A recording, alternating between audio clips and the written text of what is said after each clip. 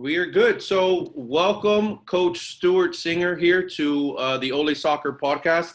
We want to go ahead and give him a warm welcome for making time for us here at Ole, the soccer community, the coaching community, everybody that is involved in trying to better themselves.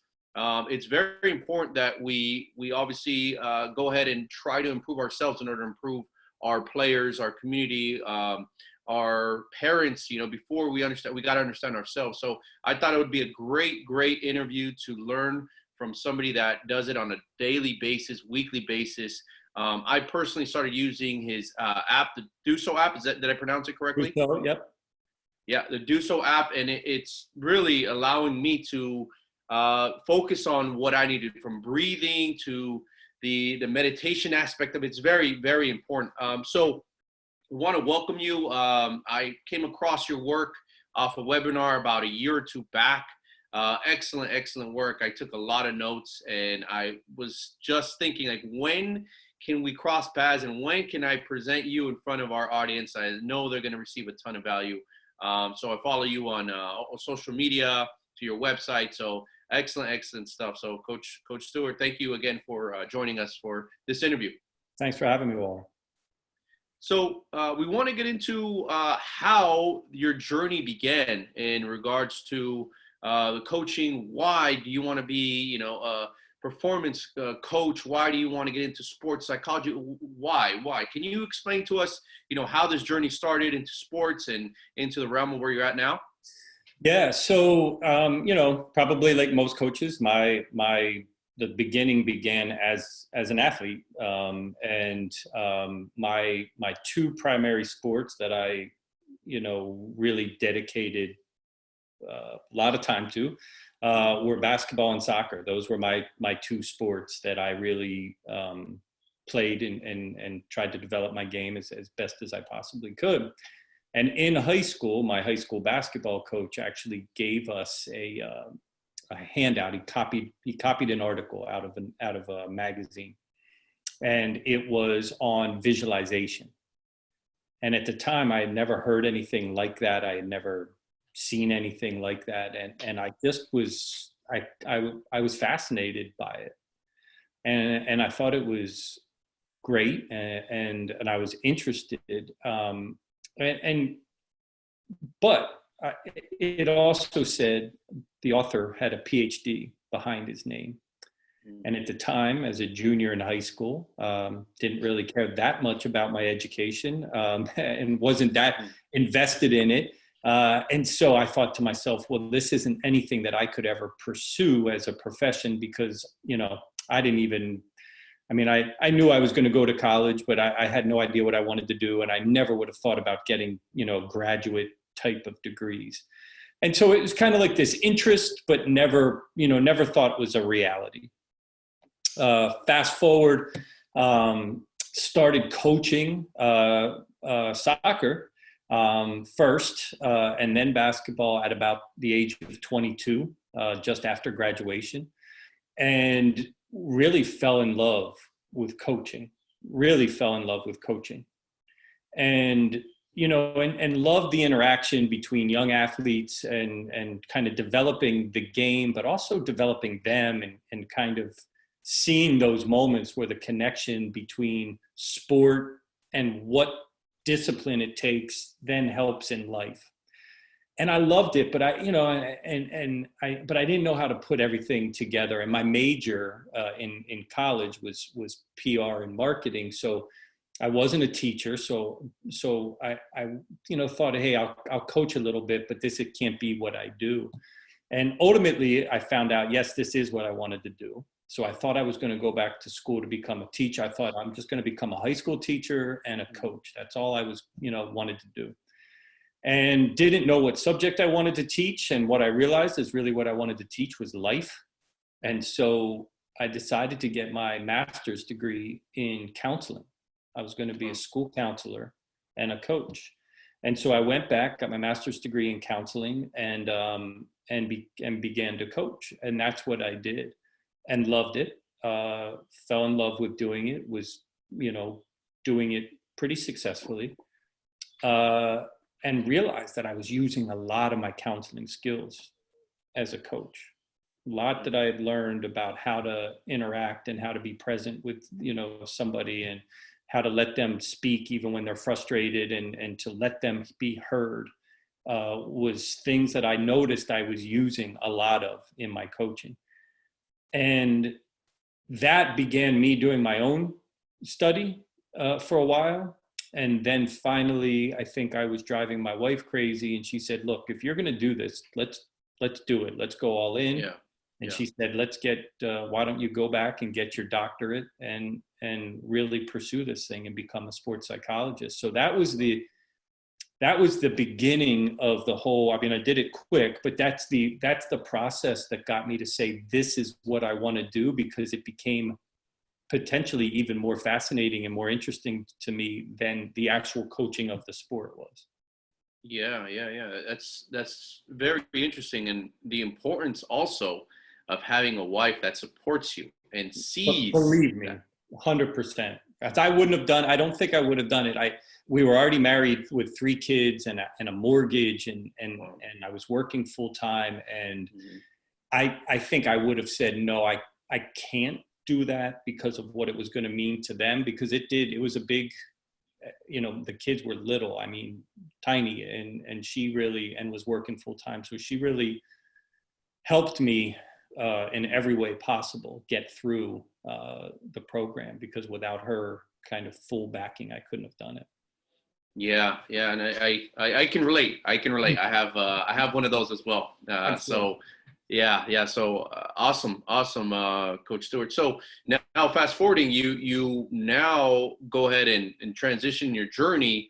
How did you start working with the MLS to the NWSL to the WNBA, reigning champs? How did that go about? Like, what? Yeah.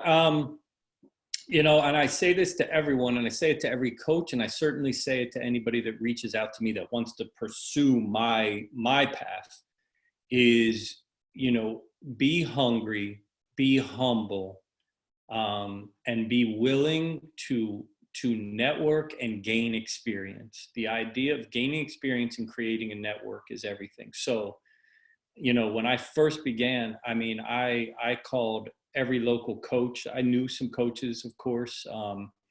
And I, asked them, can I speak to your team? If they did a camp, can I speak at your camp in the summer? One local soccer coach,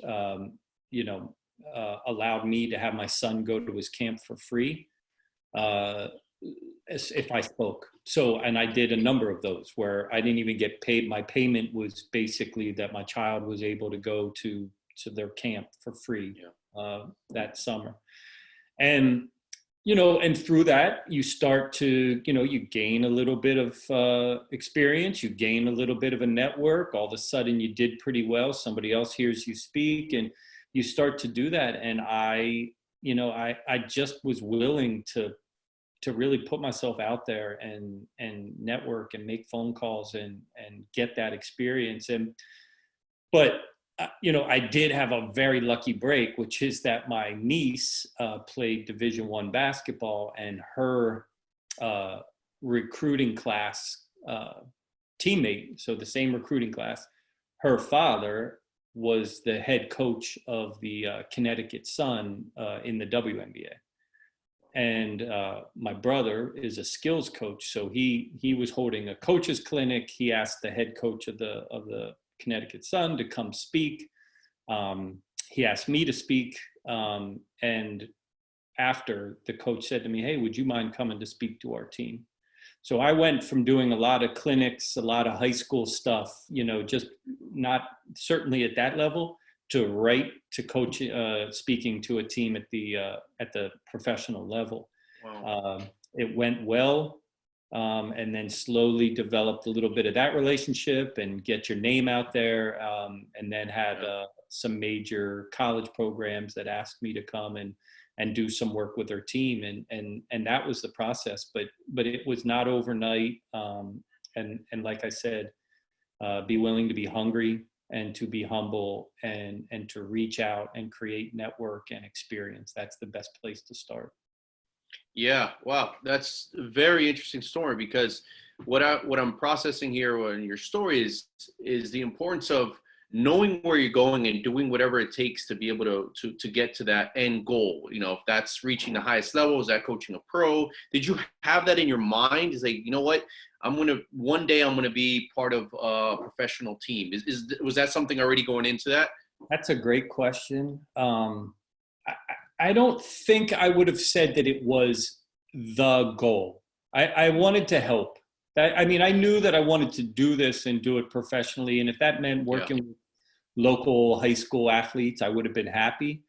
But I'd be lying to say that I hadn't, seen some, some others in the field that had been doing it at the very high levels. And you read an article here or there, and you're like, man, I would love to test myself at that level. But I don't think I started out. But did I have a vision? Could it be? I probably did. yeah, But what I did have is passion. Like yeah. I have a complete passion for this and passion for learning and becoming better at this. And because of that, I think it just kept pushing me to keep pushing myself to get there. But I didn't start with I have to do that. That's for sure. Yeah, yeah, interesting. Because there's a lot of people that might be listening and viewing, and everybody's journey is going to be different, right? But you were able to humble yourself and say, "I'm going to do whatever I need to do, jumping from camp to camp." You know, if I'm not getting paid right now, it's not at the, it's not. There's no such thing, and I feel in this world is instant gratification, which some of us right now we push a button and then we get an answer.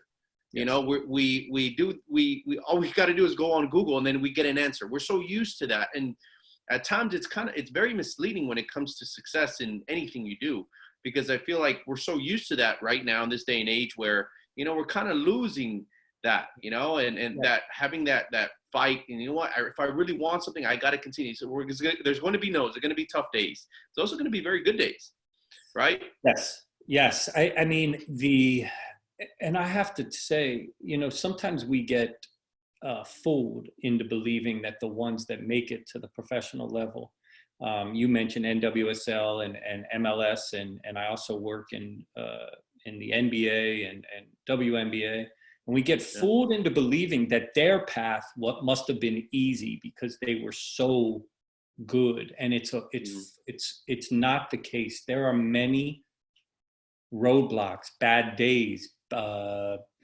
getting cut, being told they weren't enough, and of course there are some that, just kind of funneled, but I mean, they're the few of the few, really the majority. There's battles. And even for them, there's injuries and there's setbacks and I played on a bad team. There is a battle, and it won't feel good every day. I can assure that. And so you have to have this thing where you have this bigger belief, this bigger vision for what it is that you're pursuing. And when you have that, that keeps you solid through the really difficult days, because even when you reach what it is that you would consider your dream job, and I would tell you that I am doing my dream work, but I would also be lying to suggest that every day is perfect and wonderful. Yeah. It's just not the case. And so we can't believe that that's fool's gold. It doesn't exist. Yeah, yeah, absolutely. A lot of great insight there, Coach. So, no, thank you for sharing that. So, fast forward into obviously what you're talking about right now. What would you consider? What would be your title? Right. What is your current title? What do you currently do? If you had one? I mean, so I can do it from an educational training standpoint, and then I can do Hmm. it from, man, depending upon the team and the program, they call me everything. But my training is I did all my coursework in performance psychology, so Hmm. sport and human performance psychology. So Okay. yeah, so not clinical, not treating for anxiety or depression or what have you. Although I have Yeah. good solid foundational understanding. But my job is to help you perform at your best. What happens in deep Hmm. moments of consequence and how do we build a mind that can handle those moments, in life, but also certainly in sport. And so that's my training. My title can be anything from sports psychology coach to mental skills coach. Those are probably the two biggest that, depending upon the program or organization that I'm working in, will call me. Got it. So, talking about, obviously your title and what you do, and now you're so passionate about working with, professional, you even work with local clubs, soccer clubs. So that's a big thing too. What, besides the mental training aspect of it, what do you find from a coach's point of view that coaches really need to understand in order to get the most out of their players? Yeah. What have you seen? So let me first break it down like this, because, and I think as a coach, you'll really truly see this, and you'll see it in your own, probably the design that you use to coach throughout a season. So there are 4 pillars of performance: the technical, the tactical, the physiological, and then the psychological. So if you think about it, right, the technical is obviously, the skill work, the fundamentals of any sport. The tactical, what style of play. In soccer, we would discuss what formation we play. Do we play out of the back? Do we play direct?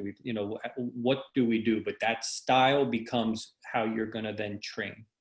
Mm-hmm. And I guarantee that every coach in your organization spends a lot of time in the technical and the tactical, right? That's what we do a lot of in all of coaching.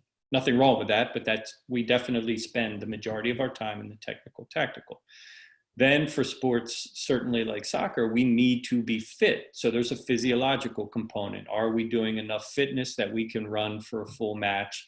And then, as kids get older, we're going to probably add in some level of strength training, even if it's just to prevent injury, and then certainly as they get older to put on muscle and strength and speed and quickness and being able to cut and turn.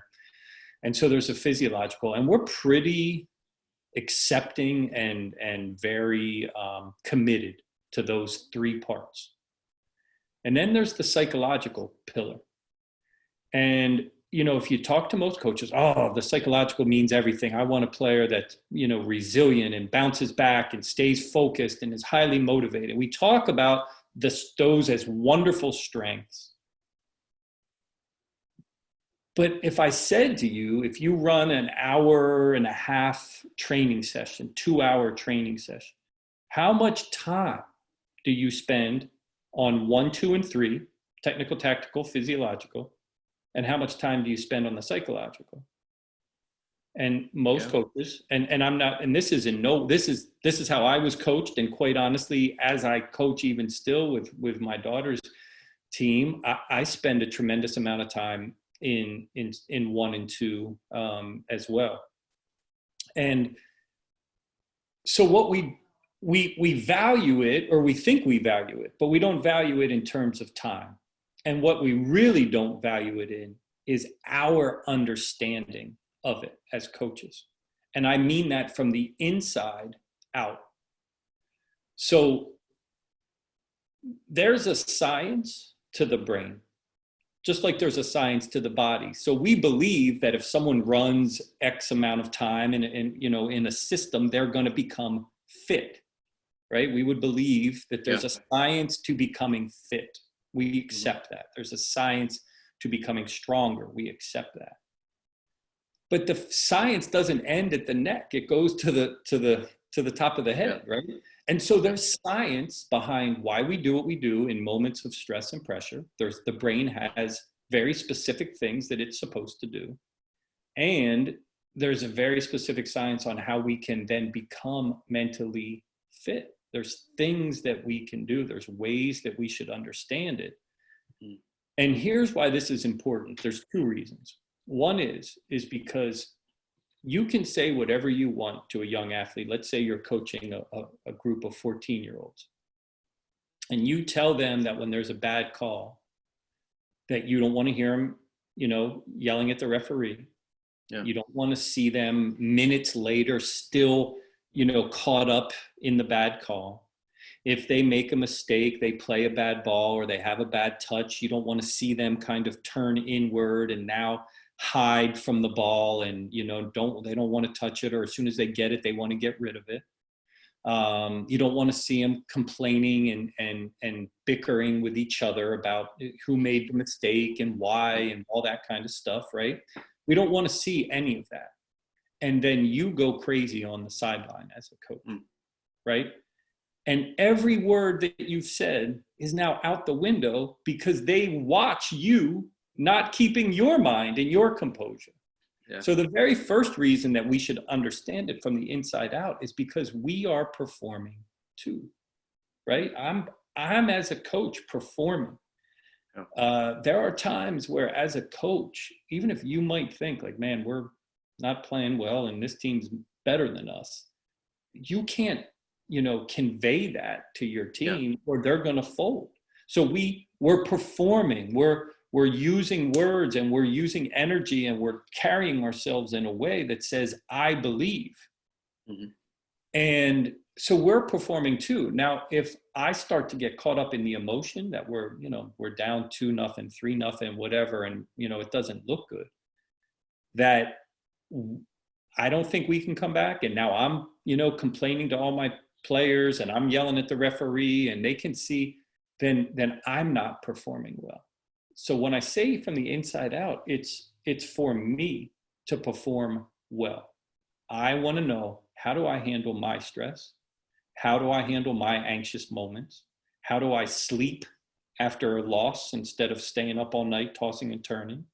And how do I feel confident? One of the things that we don't always talk about in coaching, and I can tell you because I'm, hearing from the inside, coaches are often insecure, and I mean good coaches, by the way, about, do the players, are they listening to me? Do they believe in me? Do the parents listen to me? Do the parents believe in me? There's a moments where our own confidence can be shaken because of things that maybe aren't working out at the moment. And so all of that is our performance. So I want coaches to understand it from the inside out. But here's maybe even more important, is that I can't help you until I can help myself. Once I understand it deeply from the inside out, I can now see what's going on and happening for you, and I can help you. So as a coach, you have a 14-year-old that you're like, man, this kid's a good player. But I see the moments where emotion gets the better of him or her. But I don't know what to do. And the reason you don't know what to do is because you don't always know what to do with yourself in that moment. Yeah. And once you understand it from that deep level, now I can start to build in things that I'm going to do for that player or for my team, by the way, also. So it can be the whole or it can be the individual. Yeah. Now that's a powerful coach, because now that fourth pillar of performance is something that you feel you have some control over, a little bit of mastery of. I would say that most coaches, until they do something like that, they're coaching, they're winging it. They read a book, or one book, or they coach the way they were coached. Yeah. So however the most influential coach in your life coached you, you're like, well, that's what he yelled at me, so I'm going to yell this at them. And again, it is not bad. I can tell you across the country, across sport, across levels, you see it. So, but it's important. It's an important thing. And to me, if we really want to get good, and I see it now, the cool part is that I see coaches across the country saying, not every coach, by the way, but there's enough that are saying, I actually want to know about this. I want to know about that, because I believe if I know about that, I can coach the other stuff. But it's when I lose that part of it that I lose them. And now what? And there's a growing number of coaches that say that's the area that I can get my greatest advantage. And so that's, to me, what I would say is the biggest thing. Yeah, I totally agree. I think it always starts with you, right? It always starts with you to want to get better and you to understand, like, there's more to this to the success, whatever success means to you, at different levels than just like you said, the technical, the tactical, the physical, right? And I was having a conversation a week or so ago with a coach from a local high school, and he was telling me that, well, how much of the game is mental? Like, think about it. You know, really think about the game. Like, how much of the game is mental? You know? And ask yourself that. Do you think it's 10%? Do you think it's 20%? Do you think it's 40, 50, et cetera, et cetera? So I think the majority, if you ask a player or you ask a coach, how much of it is mental, the percentage is going to be, I believe it's going to be over 50%. But then he asked me, and he's like, so how much do you train on the mental aspect of the game? You know, you personally, and how much do your players train, you know, on the mental aspect? I sat back and I was like, whoa, yeah, that's totally right. Well, So, I mean, and think about soccer, football. If you're a great player and you play, let's say you play the number 10 position, you probably in a 90-minute match probably touch the ball for a minute. I mean, literally your foot or the ball is in your possession. I mean, I'm sure that there's statistics somewhere that say that, okay? If you play an outside back, it's less than that, right? So I'm talking about who's in the middle of the field that probably touches the ball the most. So if you think about it, so much then has to be here. It's where am I positioned? Where am I connecting? Where's the next ball going? Where's my run? How fast is my run? What should my pace be? All those things are essential, and they start here. And if my emotion is bad, if my attention, so what I usually say is what we pay attention to then impacts. And so much of my training is about learning what we want to pay attention to and what we don't. And typically, if we pay attention to the right things, our emotion then regulates. So if we're paying attention to good stuff for that other 89 minutes, then I'm probably playing pretty well. But if my attention's off, all of a sudden, I don't make the run that I should because I'm angry or I'm frustrated or I'm not communicating because we're down 2 goals and now I don't have that same level of energy and enthusiasm that I should have, right? And that's all regulated by what we pay attention to. And if you think about football, there's so much, that's what makes a great player, right? Is understanding all the movement away from the actual ball. Yes, in the moment where you have an opportunity, of course, your technical skills have to be good. I mean, there's no doubt about that. But really, the majority of the game is without the ball. And so if your mind isn't right, you will not be doing the right things. I promise that. Yeah, absolutely. I agree 100%. I agree 100%, Coach. Great advice. So going back to, you know, the coaching, for advice for coaches, what advice would you recommend to a coach that wants to improve this aspect of his or her coaching career? Where can they start? Yeah, it's a good one. I mean, I have a number of, you know, I probably have a variety of answers to that, because I think it is a multi-level approach that I would suggest. So I have a number of books that I would just start with, you know, and so just getting ourselves familiarized. So a couple books that I would name, and you know, and I certainly can share these, you know, more directly at another time. But one book is called The Mindful Athlete, that I highly recommend. Another book is called The Chimp Paradox that I would highly recommend. And then a third book is The Way of the Champion. If you were to read those books and have a good understanding of those books, you would have now a really solid foundation of what's going on between the science of what's happening and then some ideas of what we want to try to focus our attention on and ways that we can kind of manage ourselves and then start to help others. But I always say that that's a lot of the what, right? That gives me the what. But the how is the deep part, right? So if I was to say to you, as a player, I want you to, a winger has the ball, he goes down the line, he crosses a ball back, it's a low, hard driven ball, and I want you to volley that ball out of the air and keep it low, right? That's the what. That's easy for me as a coach to tell you to do. That's the what. I've just told you the what. Volley the ball, keep it low. I might even say to you, keep it low by hitting it on the laces, staying over top of it. That's how you're going to do that. Okay. I might even give you a little bit more information. Yeah. Does that mean that player is going to be able to do that? They've never done it before? No.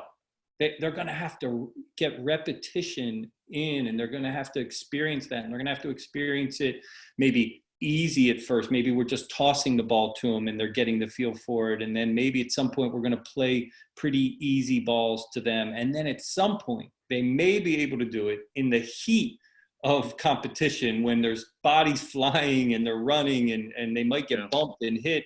And then maybe they would be able to do it. We would never believe that they could do it without repetition after repetition after repetition. It's a hard skill.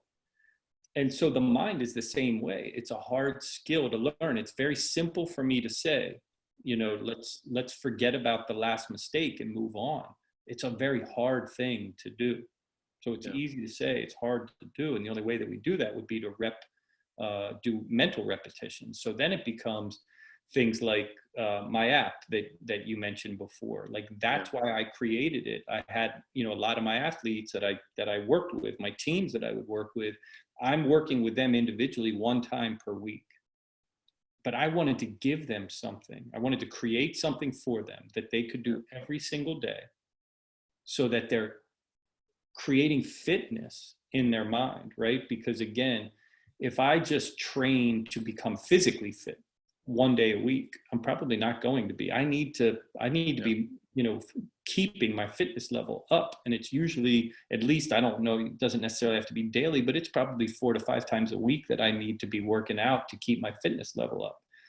And it would be the same with the mind. And so I created the app to kind of continue that, to be able to do the reps of the mind in order then to take all this information that I mentioned and make it bigger. And then finally, I can say at the kind of highest level is that, and there are other, probably programs out there, although I'm not 100% familiar with them, but I'm creating a full coach's course on the psychological. And the idea is that you're going to train in this to the point where it helps you first. So you're going to get a deep understanding, over sessions, not one time, but over sessions. You're going to have exercises. You're going to have to do some things that you're going to practice. You're going to try to implement them into your life. You're going to try to implement them into your coaching. And then finally, with that, then you can start to really train your players, and so that you see things and you're asking them to do things that hey, if you do this, this is going to help you. And to me, that would be the progression that I would recommend for coaches. And I guarantee it's not for everybody, right? There's not every coach is going to want to put in that amount of time. But for those that are saying, this is something that I have a passion for, and that I know that, whatever system I'm coaching is only as good as their commitment to it and their ability to focus on it. And if they can't do that, the system that I'm teaching really is relatively not as important at that point.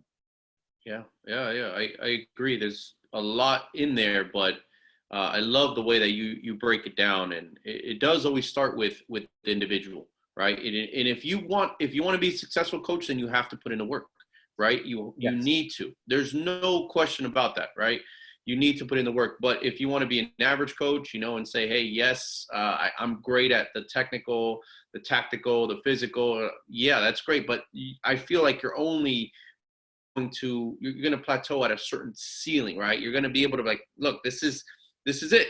This is as far as I can get. But those coaches that go above and beyond, those are the ones that you've seen and that you've been in those shoes where, I need to continue to evolve. I need to continue to learn so I can give more, I'm right? going to say, to me, there's something that I've developed over the last number of years through, being in the trenches.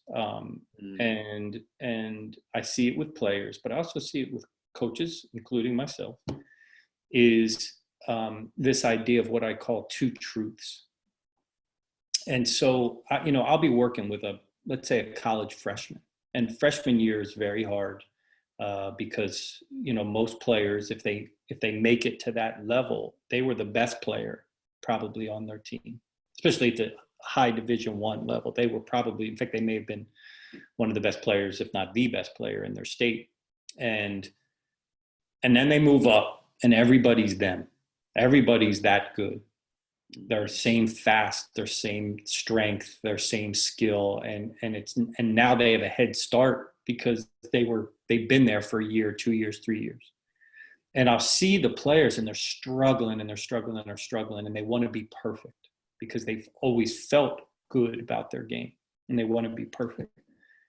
And I tell them that they have to accept these two truths. There are two truths that we must accept. And this is true for all of us. The first one is that I am forever a work in progress. I'm never done, right? I have to accept that I'm never going to be perfect and there is always more for me to learn.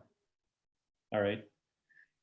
And I teach them that I say to them, do you think you're going to be better as a senior than you are now? And they say to me, yeah, of course. And I say, well, why? Why would you be better as a senior than you are now?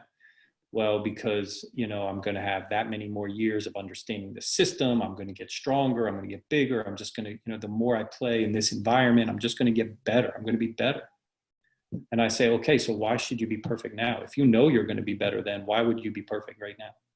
Right? It doesn't make sense once you think it through, right?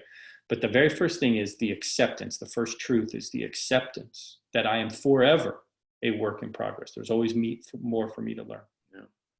But the second truth is the acceptance that where I am today is exactly where I'm supposed to be based on the experience that I have, right? So I can't be better today than I am because all my life experience has led me to today. Now, what I can accept is that from this point forward, I'm going to continue to try to learn. But I do have to give myself a break. I can't be miserable with myself because I feel like, man, there's more for me to be. Like I should be better than this. So how does that work for a coach? If a coach sits there and goes, I've put in a tremendous amount of time to the technical, tactical, and the physiological. I've studied it. I've played. I understand it. I've gone to clinics. I've keep moving my way up in my coaching licenses, and that's awesome, right? But they still say, but man, I have times where I know I'm too frustrated and I get too angry with players. I get angry with myself. I get angry with the game. I don't like that. And second, I see that I can't help. I'm not always helping my players when I know they're struggling. And I know that there are good players that are struggling here. It's not their body, it's their mind. And I'm not yet where I want to be to try to help them, right? And that's but I don't want that coach. To me, if a coach can say that, that's a wonderful coach because they're accepting what they are at this moment while saying, I still know I want to grow and get better because if I do, I'm going to become better, but I'm going to help these kids become better. And that's a phenomenal place to be mentally, but it's also a phenomenal place that I would want my kid to play for that coach because that tells me something about that coach. Yeah, work in progress, always. Yeah, always a work in progress. And to just accept that, to me, one of the most wonderful parts of of what I believe is that I am a work in progress, and that I love that because I'm nonstop. If you would see the number of books that I have on my table and the coaches that I want to speak to and pull information from, and I still read research literature, which is unbelievably boring to read and not accept, but I want to make sure that what I'm teaching is based in the absolute best research and data that's available, because I don't want to be giving somebody something that I find out, there's really no, I don't want to there's no hack and trick in my work. It's very much based in, we understand these things and now we can build because we understand these things. Wow. But Yeah. I'm excited about Excellent. it. Yeah. Excellent. Yeah. Excellent. Excellent. There's still so much, right? It's like the saying goes, the more you learn, the less you know.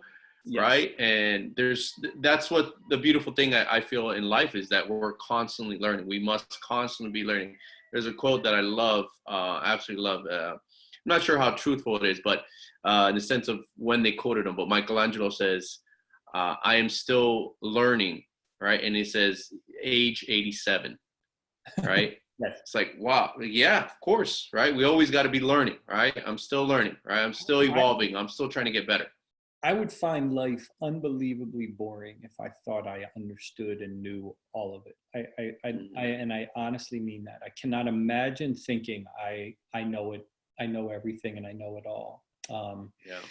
And honestly, if I'm a coach and I take that mentality to my coaching, the one thing I will say, players are unbelievably attuned and smarter than we may think. Yeah.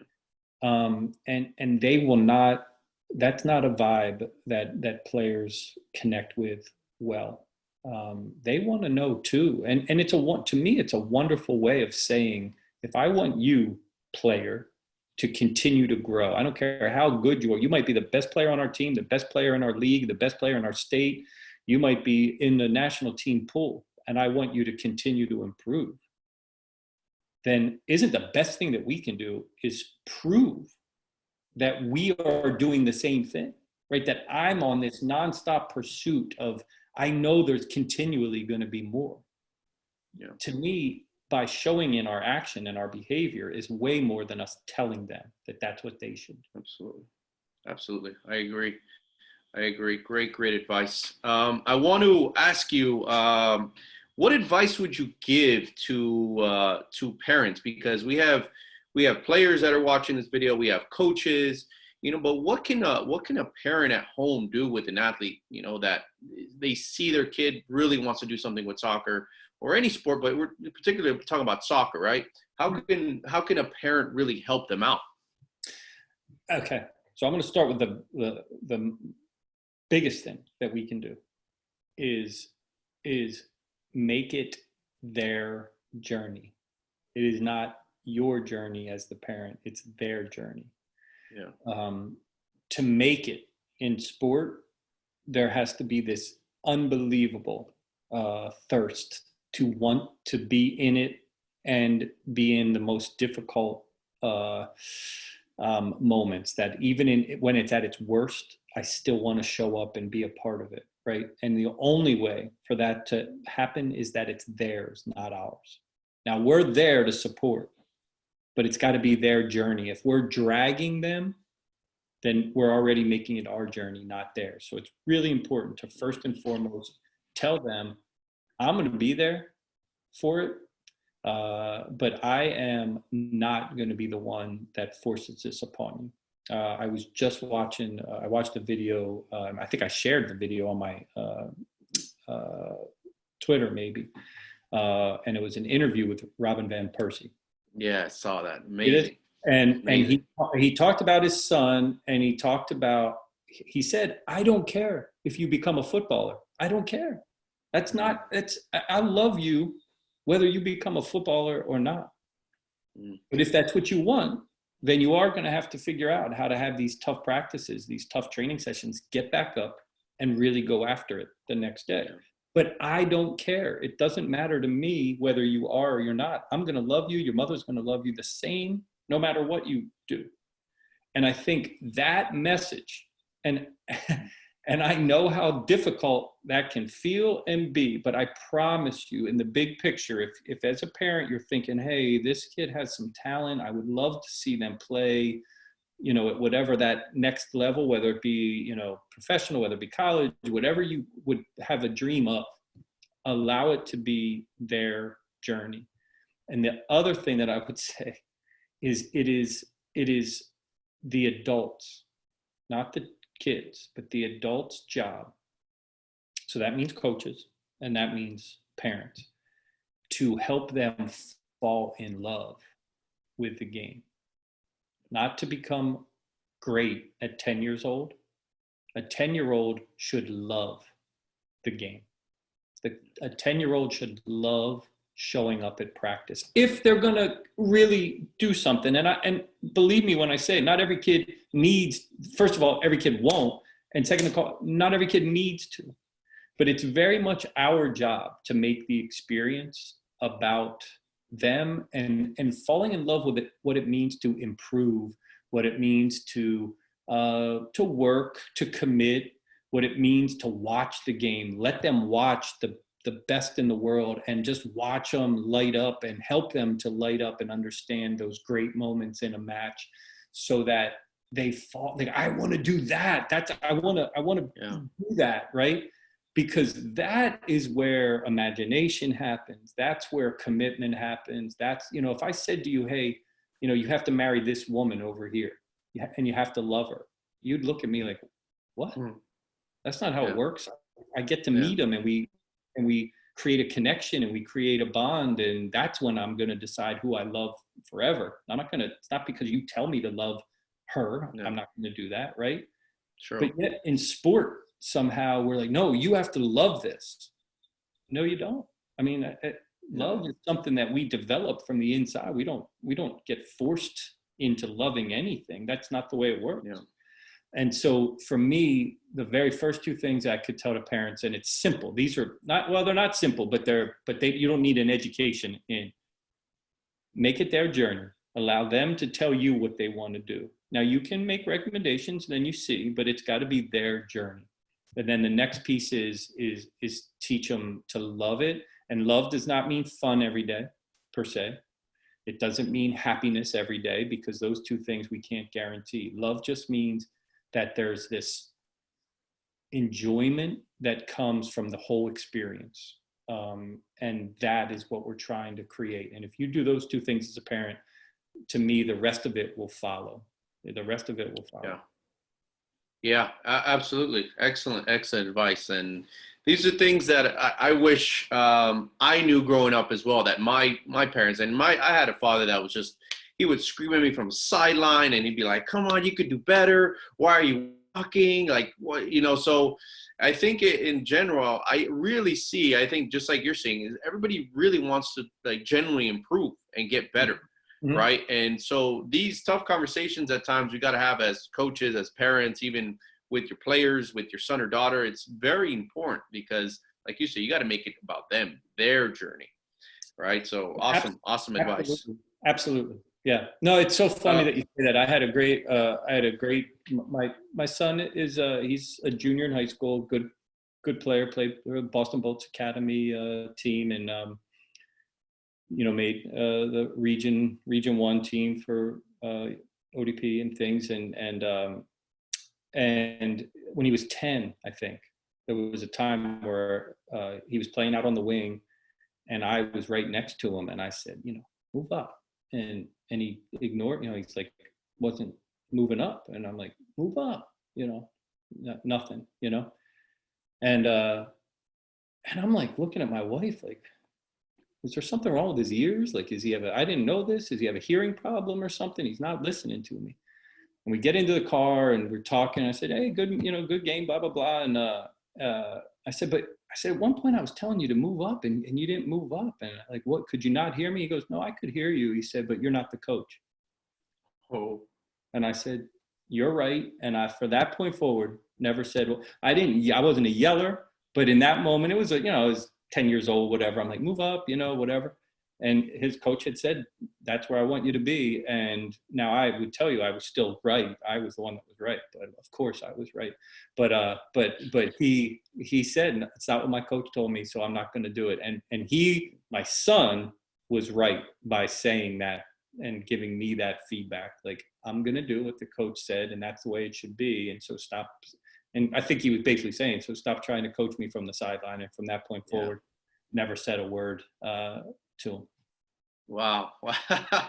That's awesome. That's great. And he must have a good coach. as well to be able to, You know because what? that probably came from coach. He has been very lucky to have some really, really good coaches over the years, and that I feel ultimately got majority of the whole bigger, of all of it. They've done a good job. Yeah. Awesome. One last thing I kind of want to end with before we wrap it up. Like dealing with failure overall, and it's a huge thing because we go through losing a championship, to losing back-to-back championships, to having a losing season, quote unquote losing season. How do we train our brains to kind of get over that? Like what steps can we take, and what advice would you to somebody that is dealing with something like that? Yeah. So, I mean, there's a variety of things. I'm going to give you a quote slash video that I watched not long ago. I'm going to give you something from my app that will explain it a little bit. And then any questions that you have. But the first quote is from the legendary Kobe Bryant. And Kobe was in an interview, and they said, the interviewer said, there's kind of typically two kind of players. One that loves to win, and one that hates to fail. And the interviewer said, I think you're the kind that hates to fail. And he goes, I don't know what you mean by fail. And the interviewer was like you could see, like she paused, and she's like, wait a second, this is a smart guy. What does he mean? He goes, no, I don't know what you mean. I don't know what it means to fail. I don't know what you mean. And then he, went further, and he said, here's what happens. I either succeed or I learn, but I don't fail. The only failure would be for me to quit. And that's not going to happen. So he committed his mind to the idea that either it's going to work, and when it doesn't, I get better because of it. I'm going to now take that and learn from it. So if someone was fearful of failing, I would say, wait a second. The only reason that we would be fearful of it is because we feel that we could never get better than it. We could never get beyond that failure. And of course we can, because we do it all the time. We do it literally every day. We have things that don't work out, and we get up the next day and we go and we get better, right? I mean, we do it all the time in life. And so the first part would be to be able to just share that even greatness, even at the top of the top of the top of the top, have accepted that I'm not going to win all the time, but I'm also not going to let that be a moment where I feel like I'm stopped, I'm done. It's a moment to learn. So it's an opportunity. Instead of a failure, it's an opportunity. So we reframe it.